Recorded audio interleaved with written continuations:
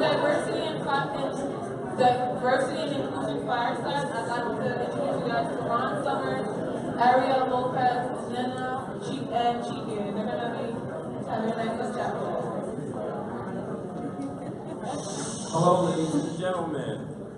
My name is Ron Summers, and I'm going to be your semi-motivator for today and moderator.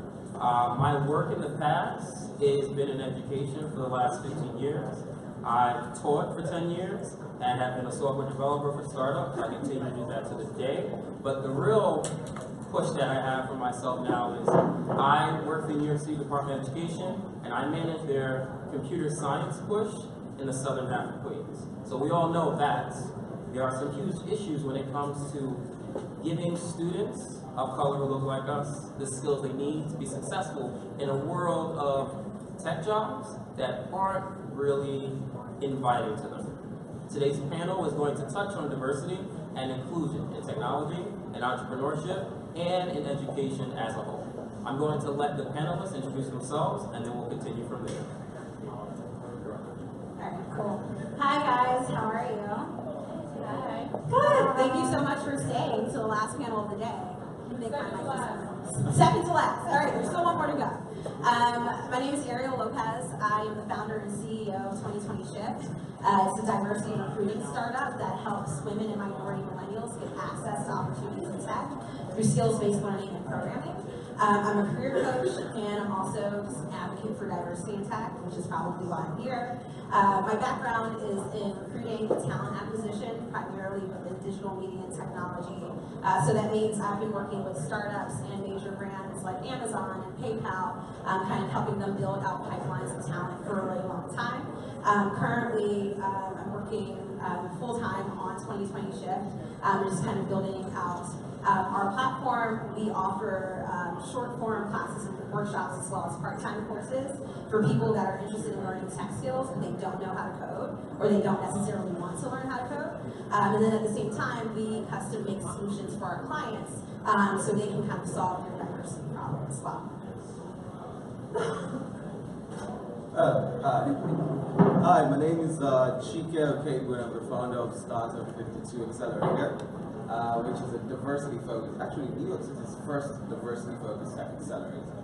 And the reason for doing that was to create better access to resources and capital for what we call entrepreneurs from untapped communities. And the way we define untapped communities is sort of different from other people who sort of tackle diversity, right? So we're more inclusive. So we focus on women, people of color, LGBTQ, veterans, seniors, immigrants, disabled, entrepreneurs. So we usually say if you feel like you don't belong, you belong with us, right? We sort of want to hear from you. Looking forward to having a discussion on diversity and inclusion with an awesome panel. And yeah. Hi everyone, I'm Nena. I'm Chike's cousin from Nigeria, and I started Student Dream. So I'm the founder and president of Student Dream, and basically what we've been doing is creating wealth in communities of color through college entrepreneurship. So I'm a graduate of the illustrious Howard University, HU. And so, but it wasn't until I came to New York City that I was really exposed just to what wealth really looks like, and that's through ownership. And so, having been a person with an affinity to connecting people to opportunities and an affinity to entrepreneurship, I loved filling gaps. And so I saw that there was a huge gap amongst the 5 million plus minority college students who have really big ideas, but a lot of them lack the strategy and the resources needed to turn those ideas into companies, the same way that universities like Stanford and MIT, NYU have helped their students do so. And so that's why I created Student Dream, to really fill that gap. We have semester-long, summer-long programs that are led by top investors, entrepreneurs, that help students really understand the foundations of business building and give them access to internships and jobs at not just startups, but also venture capital firms, family offices. So my background has historically been in strategy and marketing at the corporate level, At the startup level, I got to work with the guy who created the business model generation book, really looking at how to build strong, solid business models. Have worked with the White House in launching programs to help connect minority students to innovation opportunities. Just most recently, a huge milestone for Student Dream. We put on a huge event at the White House in January to just highlight and celebrate innovation and entrepreneurship that had been going on amongst collegiate students of color. And yeah, real fun stuff. Wealth. So, for wealth created. So, very quickly, before we even get into diversity and inclusion, you're all entrepreneurs. So I just want to know, as entrepreneurs, what set you guys back when you came up with these amazing ideas that turned into full-fledged businesses, and you went and you pitched this to people, and they said, you don't look like what we expect for a CEO. Repeat it one more time. So when you were in front of investors, right, whether you were bootstrapping it, family and friends helping you out, or you were actually in front of actual VCs in order for you to start your businesses that you have, you got some pushback, right? The color is quite evident. How did you convince them that you were, one, perfect to start this, and two, that it was more than just your hard work? So we know that we have to be 600% better than everyone else. I don't know about you guys, but I'm still getting the pushback. Right? So, yeah. So, which is why I really love the title of, you know, this summit, this conference, Get Shit Done, because that's one thing you learn how to do, period, right? When I tell people that South 52 has been self-funded since we started, they usually think you have, you know, bank somewhere, you're making all the bank. Nah, that just means we don't have shit, right? When it comes to money, right?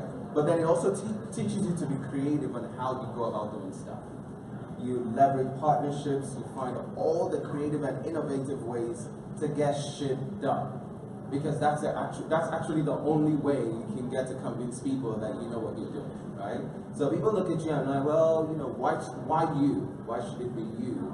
Or like I've always heard, well, diversity is not tangible enough to fund. Because most people think of it as a charitable thing as opposed to being profitable, right? And we can get into that conversation later, but it's now left for me to prove them wrong. Like, there's a huge opportunity here, the untapped market for a reason, and you're lost. If you don't see this right now, when I get into this market and own it, you'll be the one begging me next time around to come on board, and I will say no, right? So, the beauty of being a person of color, or actually experiencing challenges is you actually let your passion drive you. You come up with creative and innovative ways to make things happen, and they do. I mean, I would say there's a few steps to this.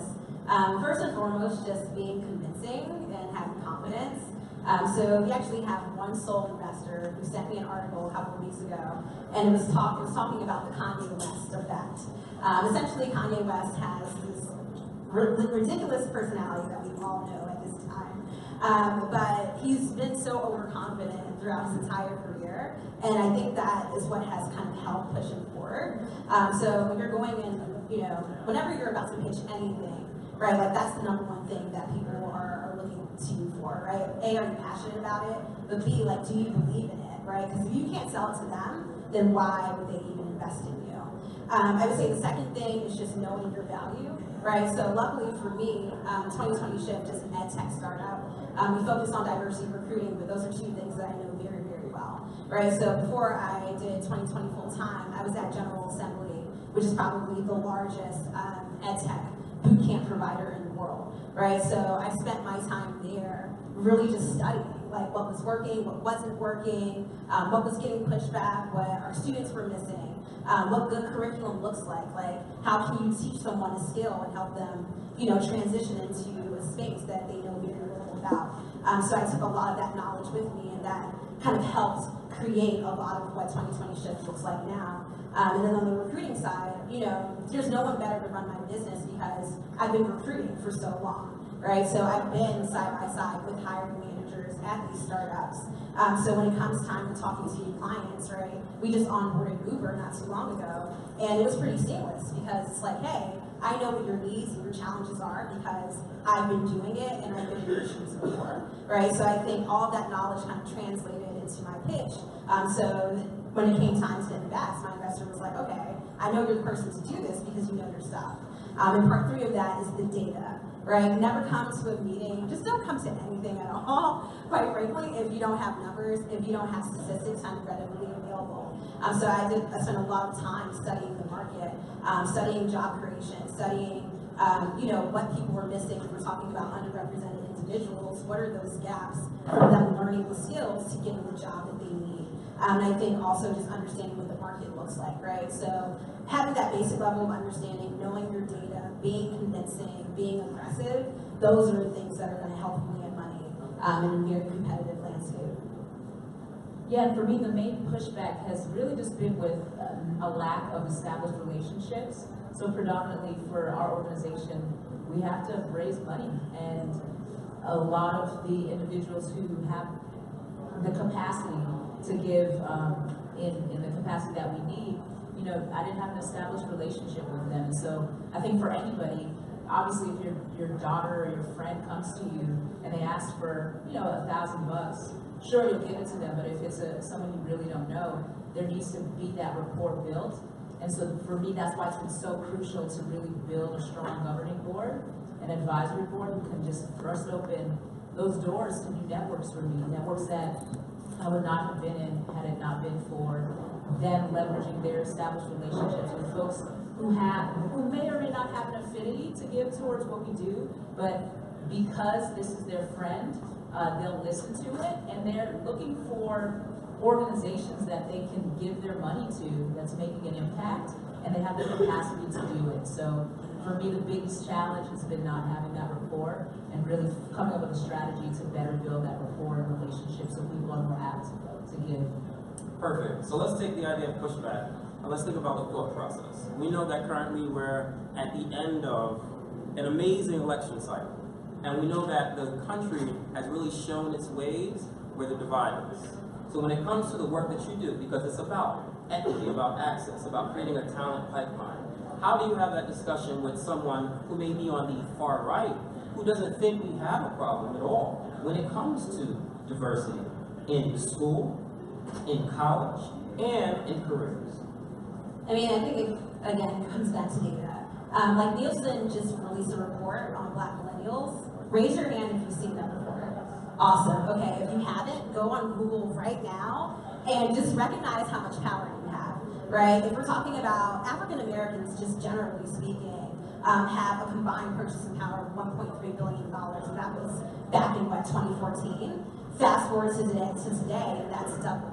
Yeah, trillion now, right? So going back to the data, I think the issue with diversity for me is people seeing diversity as a social good or social impact and not diversity as bottom line, right? Diversity as a business case. So part of my job is to convince companies to realize like, hey, you need to change your workforce because these are the people that are going to create the products and services for the modern world. And the modern world looks like us, right? So the minority is becoming the majority. So in order to, be able to maintain that innovation, in order to be competitive in this market, companies really need to think about, okay, how are we making sure that we are kind of creating those products and services that people need? And most importantly, do we have the right intel to do that, right? I see at least one publication a week that just completely screws up, right? So they say, Kim Kardashian has like boxer braids, but they're cornrows. Or Urban Outfitters is selling like door knockers for $16, but they cost $3 at the beauty supply store, right? So it's just like, who do you have working in these departments? Especially if we're talking about like social media and marketing and the things that we do well. So I think a lot of these companies, they don't know how to reach this market. So what is really valuable is your insight to that, right? So in terms of kind of turning diversity into a great thing, that's part of the sell, right? Like I can help you tap into a market that you can't do on your own. So this is why you would work with us as opposed to working with someone else. Right. So you definitely you nailed it completely. So the one thing I try to do when I talk to people who do not believe in the importance of diversity, and there's so many people actually, It's taught them, well, so here's the thing, diversity drives innovation for positive outcomes, right? And I always give this analogy. If you have a bunch of 4 guys who are trying to innovate in a space that affects women, there is absolutely no way we will do that better than having a woman on our team, right? Same thing. If you're trying to, send a message out to African Americans and you have just a bunch of Caucasian men, that message may get through, but will not completely resonate. Like you talked about box braids and wearing condoms, right? So if you have an African American woman on that team that decided to put that ad out, say, wait, this is cornrows. We've been doing this from Adam or whosoever, right? Then the message would have been a little different, right? Because you now have an enriched perspective of someone who understands that experience. That's the benefit of having a diverse team. You have a lot of voices that enrich your solution and that also open you up to other markets, right? So when I talk to investors or even to entrepreneurs, I think Techstars just released some research article the other day that says 72% of entrepreneurs believe that diversity is important on your team. However, only about 27% actually go about or know how to diversify your teams. It's not that difficult, right? Now, if we know the importance of having a diverse team, and research with McKinsey and Harvard and all these big corporations have said, when you have a gender diverse team, your team can now perform up to 20% higher than homogeneous ones. And if it's racially diverse, it goes up to as much as 35 to 40%. Then you start to wonder, why aren't we applying more of these things or encouraging people or teams to become more diverse? So it's, like you said, making sure that you have the numbers, the data is extremely important, but also knowing how to convey the message, to people who don't understand, people who may not know the importance of diversity, not just as social good, which is extremely important, is great, but also for the bottom line, right? It's very profitable. So, yeah, and in addition to what Chike and Ariel said, I think it's really important to not spend too much time trying to influence individuals who are not necessarily the first movers, who don't get it. You want to spend as much time as possible working with people who do, because it's easier to move the needle that way. And then on the latter end, if you're working with individuals who don't get it off the bat, it's crucially important to understand just politics, how the game works of speaking to people, of debating with people, understanding your environment. Because when we look through history, the way things were accomplished and movements were moved forward, people understood their environment. Malcolm X didn't speak the same way in Montgomery as he did on Lenox Avenue, because he understood who he was around and what was the best way to articulate a point that would really get across to his audience. And I think a lot of times people are superimposing their culture and view to an audience that if they do it in such a way, it's not going to be grasped in the same way. So I think we have to do a lot better job of really understanding who we're speaking to and what are the best tones and words and facts and data that will help them to get it. It's funny that you, in a way, all of you brought up authenticity. And the work that you do is really about speaking to people and having an authentic conversation to change their lives. Can you give us some of the stories that you have come across where you had those challenging moments with, let's say, an individual or a team or a company that you helped start, and tell us who they are today? Just tell us a little bit about that. There has to be some success. I've heard the story. Just changing people's lives? Yes. Oh man, so probably our biggest milestone this year, so last year we made a pivot. We were doing like a ton of events and just trying to build awareness around why diversity in tech was a thing and why people should care. And then late last year, shout out to Janelle because she's always around and I love her to death.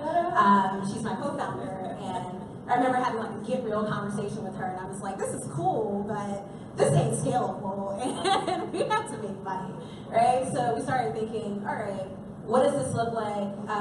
And I started to notice, like, we're doing these events, people are showing up, people are learning, but they still aren't getting jobs, right? Like I can put a job description in front of you for a data scientist, but if you don't know what data science means, it's pretty pointless. So for us, we recognize like there's a key, when it comes to education, like there's something missing. People aren't learning what they need to learn in college to get the jobs that they want. And then even if they're already working and they want to transition into tech, like there's a gap there.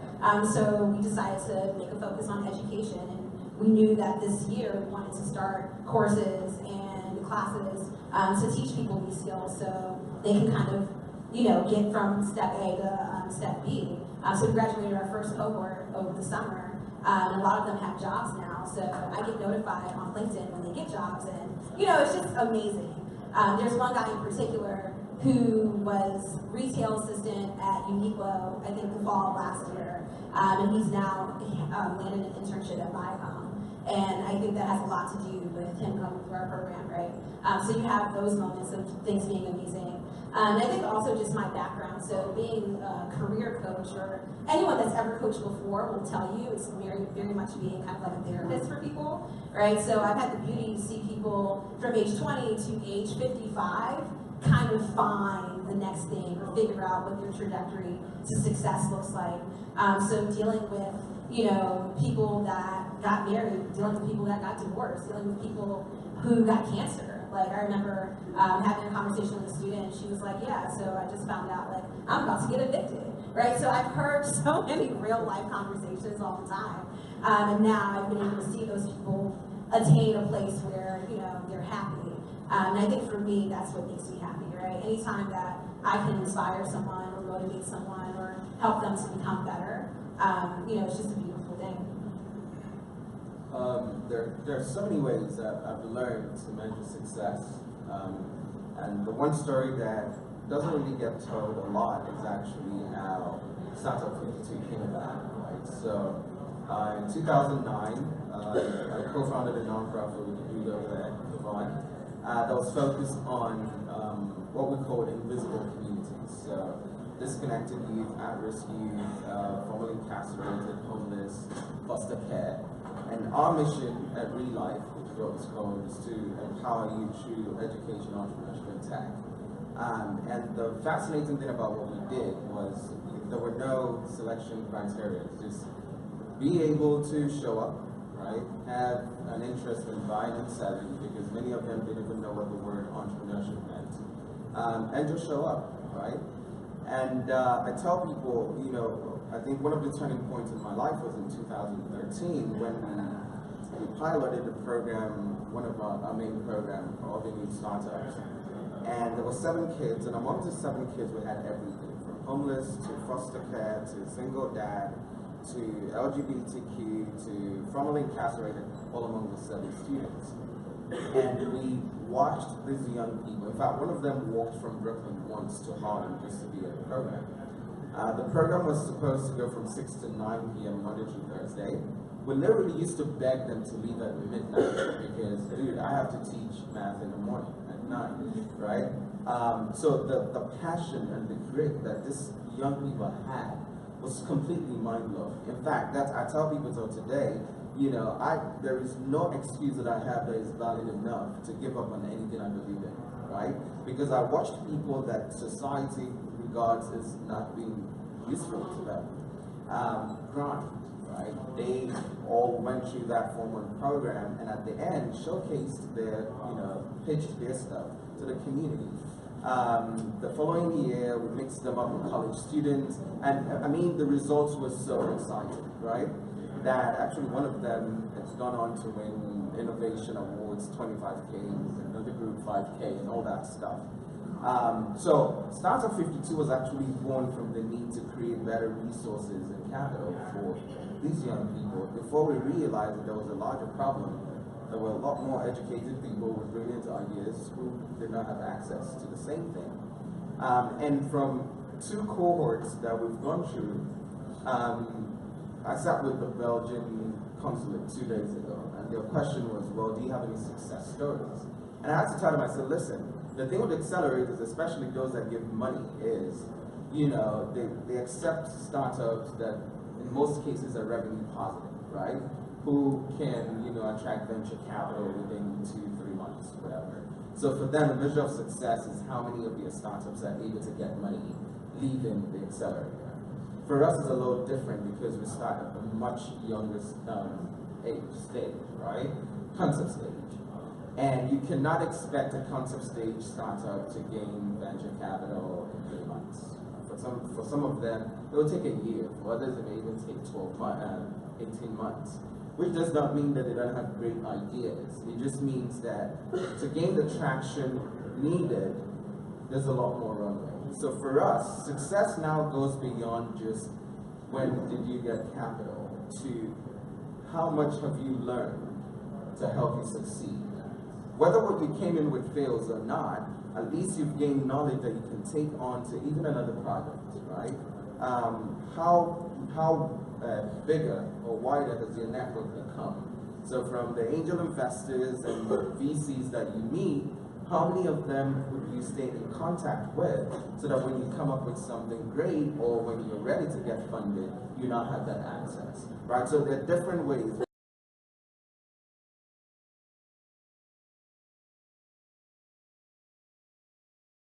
Do internships as well, where we take high school, college students, and postgraduate students who serve as interns for our startups, right? So it goes beyond even just the entrepreneurs to making sure that these interns, especially the high school ones, that are students of color, are actually exposed to entrepreneurship. Not just entrepreneurship, but tech entrepreneurship. So for us, we take a more wholesome approach to measuring success, right? So besides, of course, getting funded and being connected and all that great stuff, it's how many more people like you and I have we ushered into tech. And that's the way we measure success. So for me, every single one of them, every single person that has gone through the program is a success story for us. Yeah, and I mean, when you talk about relationships, I think for any of us who has a relationship with any breathing person, there is always tension, and especially if it's a healthy relationship.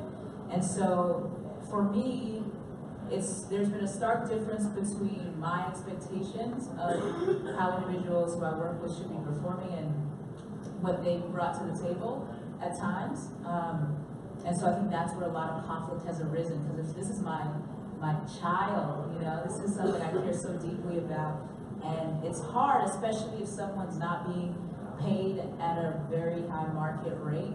There's a difference between full-time expectations, part-time expectations, voluntary expectations, and so that's where a lot of conflict has happened, both for me at my board level, with colleagues, with volunteers, with students who we've helped, and so yeah, there's been a lot of conflict that's come up, I think, but I mean it's been addressed, which I think is the healthiest thing that you can do. I can remember one time just a board member, not bringing in the amount of funds that were expected, but that was, a fault on my end of not properly communicating that and just learning from it. So I think the biggest thing with all relationships is to have that constant communication and really be on an equal level playing field when it comes to what your expectations are, and communicating that constantly.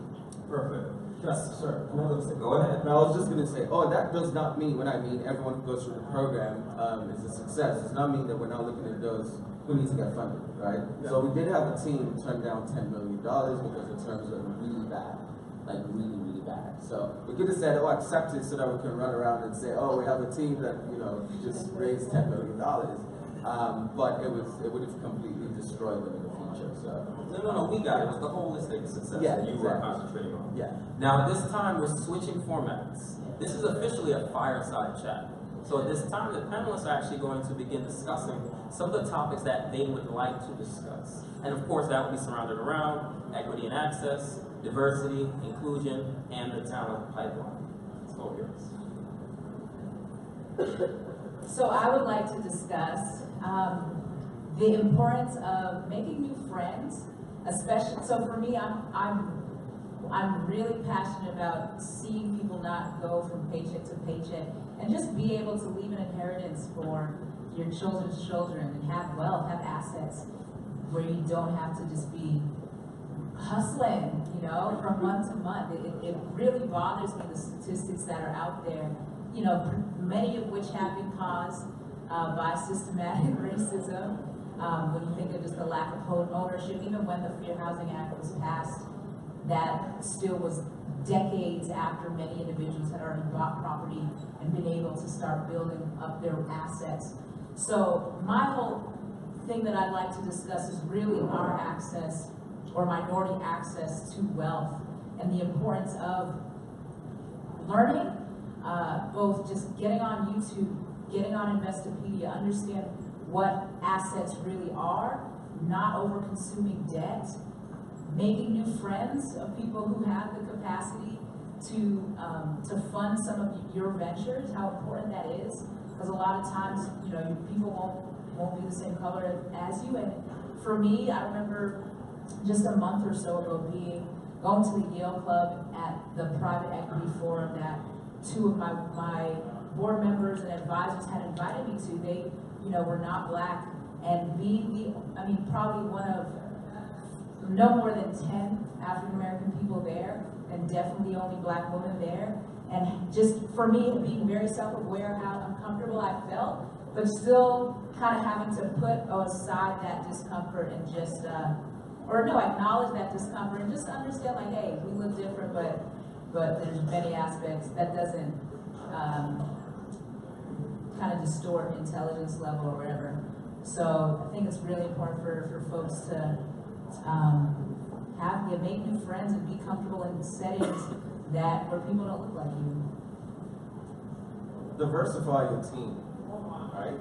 So I think there's a misconception, or maybe a stereotype, I don't know what to say, on both sides, right? So sometimes when you talk about, or when you have a forum that discusses diversity, you end up preaching to the choir, right? Mostly people like you who understand why diversity is important. And then you ask why you even here, because they already know, right? So for people of color, sometimes we make that mistake of thinking that diversity is about just people of color, right? Oh, let's get more Black people. That's great, but that's not diversity. If you're a team of just 4 Black men, you're not diverse. You're just 4 Black men, right? Get a woman. All right, 4 Black men. Get a woman on your team. Get someone who's different. Get someone of a different race. Diversify your team, and here's why. Besides, of course, we've talked about innovation and solutions and all that stuff. It actually opens you up for more channels of funding. When you have a woman on your team, now you can go to all the micro VCs that are just focused on women, right? Or angel investors that are just looking to fund women. Automatically, your team is now qualified to go before them, right? Because you align with your thesis statement. If you have a person of color or not, same thing. Now you can go after, Monique of 500 Startups, who has a $25 million fund focused on Black and Latino founders, right? As well as go talk to Andreessen Horowitz, whether they are diversity focused or not, right? So diversity on your team opens you up to better channels or funding channels. That's one. 2, it does definitely usher many more of us into the tech scene. So some people say, well, we should just focus on Black people, get more Black people, and I'm like, that's great. The problem though is Black founders, when you look at venture capital as a whole, only get 1% of venture capital. In fact, Black women get 0.2% of venture capital, which means you are facing a huge challenge, right? Hurdle, right? So getting more Black people in is great, but when you're diverse, when you're on a diverse team, there are now other people who can help soften whatever those stereotypes or biases against just being a Black person.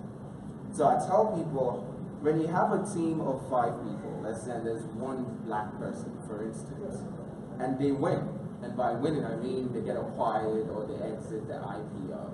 That is now 1 additional Black person we can tap and say, oh, he has succeeded, right? He can now reach back out based on the network he's built from his diverse team to help other people. So diversity on your team also becomes a channel to achieve what we want to do ultimately, which is usher more people like us into tech. Yeah, I'm going to stop now, so I don't talk too much. I don't know if I can do this, but there's so many things that I can talk about. I'd much rather just talk about what you guys care about. So, if I could, there's no Q&A. All right. Can I answer one question for what would be my fireside piece? Any questions? Are you saying we're not going to get? Yeah, we're short on time. So we're not going to cut the full Q&A session. Yeah, I'm sorry. Yeah. Would you like me to wrap it up then? Sure. No, okay. No questions at all?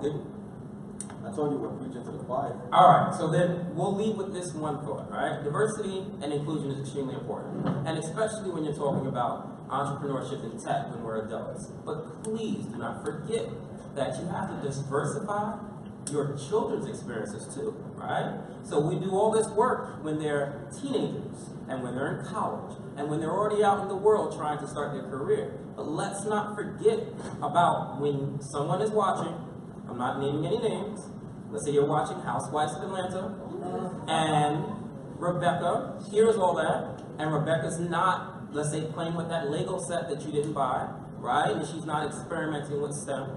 All of those little tiny things aren't helping her. When Rebecca only goes to a school where 99% of the kids look like her, that's not helping her. And we didn't say what color Rebecca is either, because she could be any color. So please remember that little piece of diversity. Diversify what's happening with your kids, please. And I'm sorry to preach a little bit, all right? Thank you so much, fellas. We appreciate you so much. We're going to take a 5-minute break.